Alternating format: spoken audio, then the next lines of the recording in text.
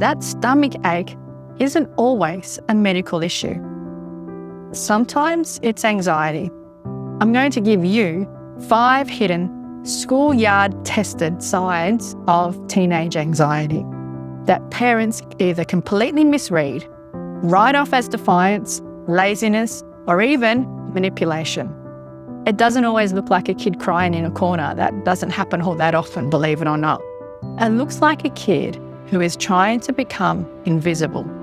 My classroom or your home could be the only safe place they felt secure enough to express those heavy emotions.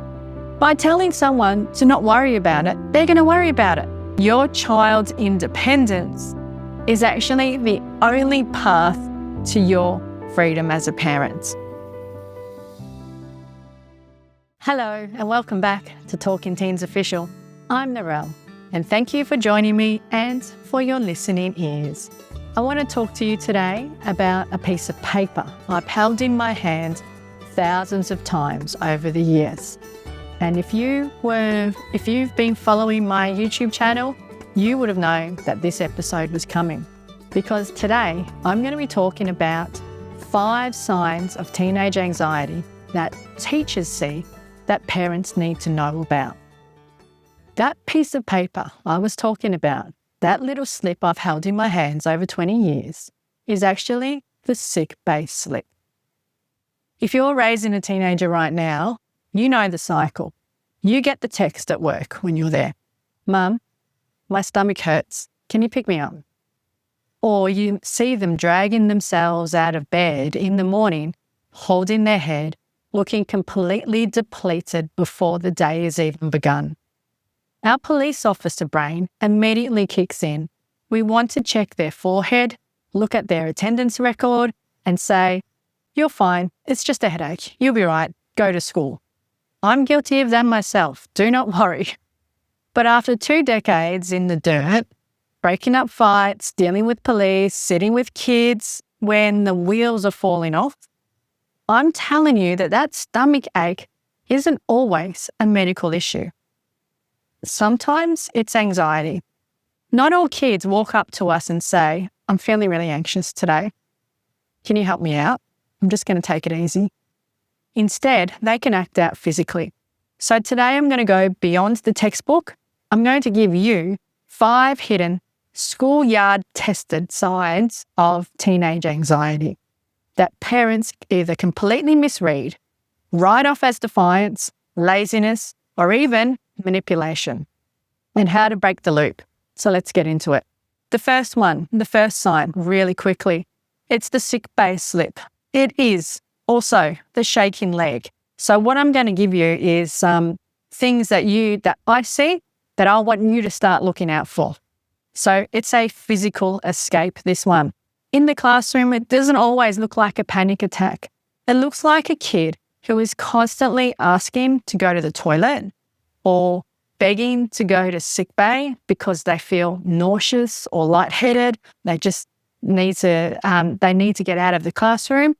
So what's actually happening there though, if this is a common occurrence, they could be avoiding starting the work, or their nervous system is so overwhelmed that they literally feel sick to their stomach. It is a physical, real sign.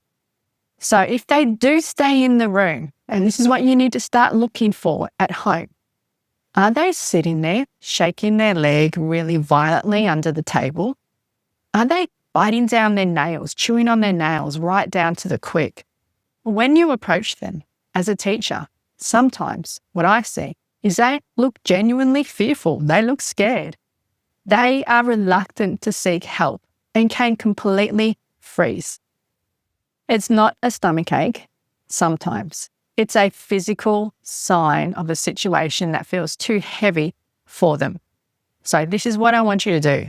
I want you to check your kids' nails and watch them when they are sitting still. That's it. Take notice.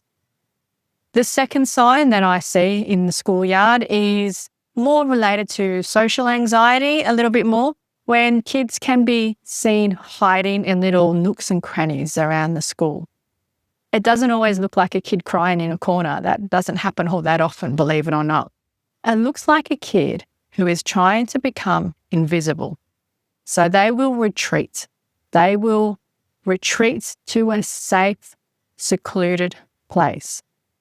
So when anxiety peaks, they can avoid people. But where do they go?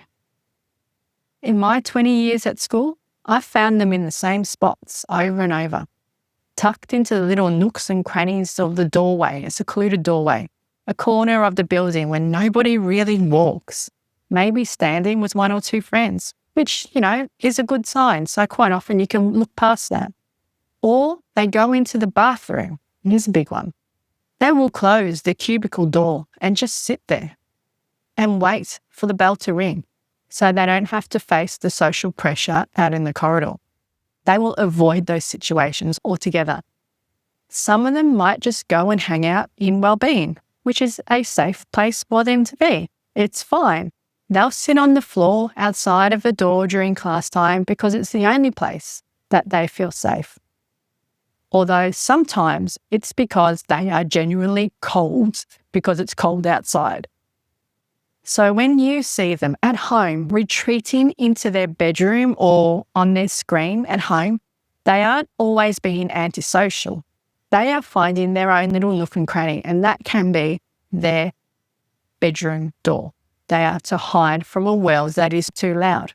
So what I want you to do is I want you to take notice of when they go and hide in their room, and then take notice of what's been happening around them before they did that. So that could be a sign as well.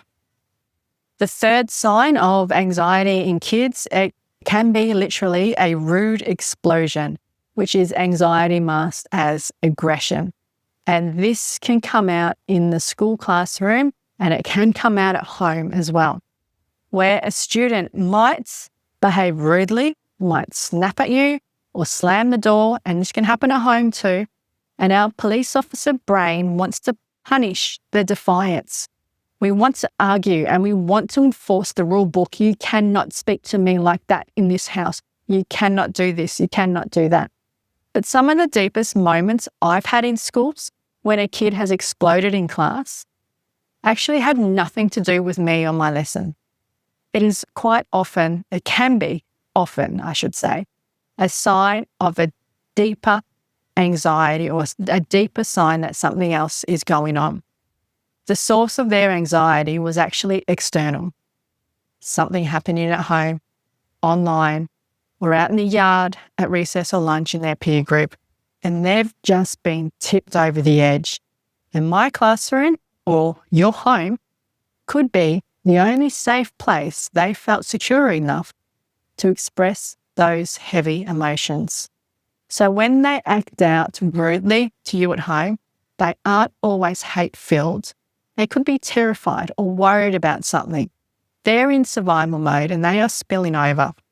So what I want you to notice, I want you to take notice of what else has been happening if they are doing this to you at home.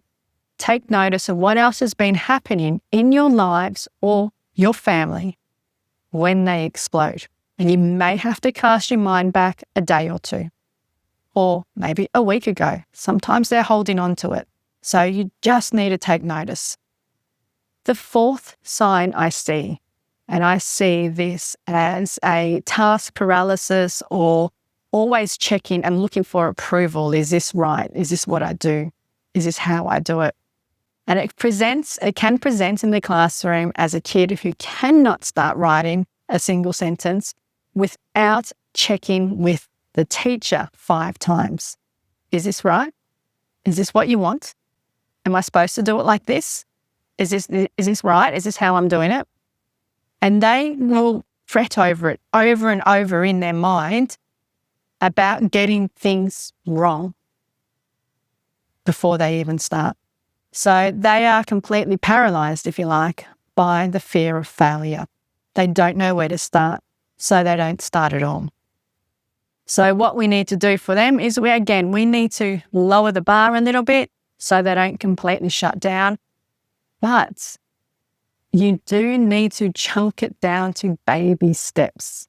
And this applies in your household as well. Don't overwhelm them with the information. We don't give them a lecture in the classroom on their grades or their future. We make each and every little step completely accessible and frictionless. So what I will say to a kid in the classroom, and you can say this at home too, because you're probably opening the bedroom door and then closing it again because it's just full of a mess. You can say to them, don't worry about the whole task. Just start with this one specific little thing.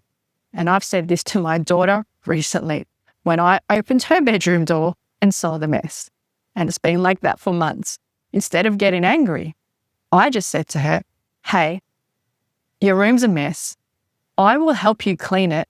I'm just going to start in this corner here, just a corner behind your door. And you can start with your desk. That's it. That's all we need to do. Because once you start just that little bit and they feel the sense of satisfaction that they've actually achieved where the bar was at, then they're more likely to keep on going. Her room is still not perfect, but it's getting there. So we have to give them clear micro instructions to bypass that threat response in their brain. So what can you take notice of? Take notice at home if they are constantly looking for approval to do something elsewhere or having real difficulty starting a task at all. Take notice of that. The fifth one, the last one I'm going to talk about, is the notice me alarm or the don't worry trap. And this is a very common one, and we need to catch ourselves up on this as parents. When our kids come to us a bit stressed, our instincts to say to them, first of all, is, don't worry about it, it's just an assignment, or don't stress, it's a silly argument, they'll get over it. That can actually be the worst thing you can say to them, because by telling someone to not worry about it, they're going to worry about it. Or by telling an anxious kid, you don't need to be anxious about this, they're going to be anxious about it. It's not comforting at all, one little bit. It sends a direct message to them that their feelings aren't valid and you don't care. You're not taking them seriously. So it makes them feel unseen. And when they feel unseen, they can, one, retreat into their little shell or try harder to get you to notice, which can spiral into other signs as well. So I don't want you to try and instinctively fix everything. I know we hate seeing our kids suffer, but a lot of the time our kids don't actually want us to fix everything for them all at once. They just want someone to notice. So instead of jumping into the fixer-upper mode, you just need to lead them through the tension or the conflict and stop trying to resolve everything immediately. So how you do this is you just stop and you look at them and you take notice of them. Validate that the weight they are carrying is real and don't minimize the feeling. Otherwise, they learn to hide it from you, which is what you don't want. So this is the truth that I've learned after 20 years in the dirt with thousands of teens.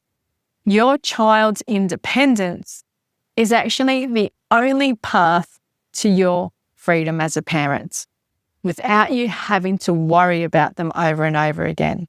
So if you spend all your day playing the police officer, tracking them, reminding them, lecturing them, controlling them, you will do nothing but exhaust them. And you will drive them further into all those little dark little corners, those little nook and crannies. So to all the mothers watching this, I know you're carrying the load. I know you are utterly depleted. You are reading all those parenting books. You've got the apps. You're on the blogs. You've sat in the teacher meetings and nothing is still actually working. You don't need another strategy book. You need to be freed from being the constant controller, and you are doing it all. You are carrying the load. So I want to help you break this cycle. What I want you to do, I want you to join my free Skool community. And once you do that, It just sets off a whole trigger of contact from me exclusively. So if you're ready to stop guessing, and even if you want a tailored step-by-step roadmap to get you your peace, your energy, and your relationship with your teenager back, then jump into my free Skool community and then book a free call with me. Let's step out of this loop and build a plan that actually works for you and your family. I'm Nural. This has been Talking Teens Official. Thanks for listening. Remember the tagline, connection over correction, always. And I'll see you at the next one.